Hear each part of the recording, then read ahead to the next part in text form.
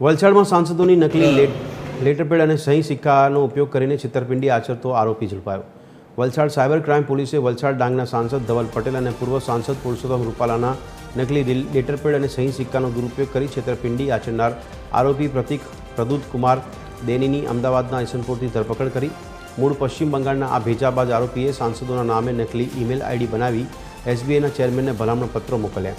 આ સાથે તે રેલવેના સ્પેશિયલ કોટામાંથી વીઆઈપી ટિકિટ કન્ફર્મ કરાવવા માટે પણ આ લેટરપેડનો દુરુપયોગ કરતો હતો.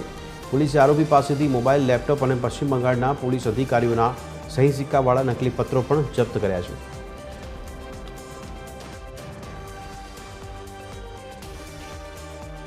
સાંસદ શ્રી ધવલ પટેલ સાહેબના નામનો લેટરહેડનો ઉપયોગ કરી અને તેમની સહીનો ઉપયોગ કરી એક એસબીઆઈની અંદર ભલામણ માટે પત્ર ગયો હતો, જેથી એસબીઆઈની બ્રાન્ચમાં ધ્યાને આવતા એમણે એમની ઓફિસમાં જાણ કરી હતી. જેથી આ સાંસદશ્રીના પીએ આ બાબતે ફરિયાદ આપી હતી. એ લેટરપેડ એમનો નથી અને ડુપ્લિકેટ છે. જે બાબતે સાયબર ક્રાઇમ પોલીસમાં ગુનો દાખલ થયો હતો. એક નામના વ્યક્તિને પકડવામાં આવેલો હતો.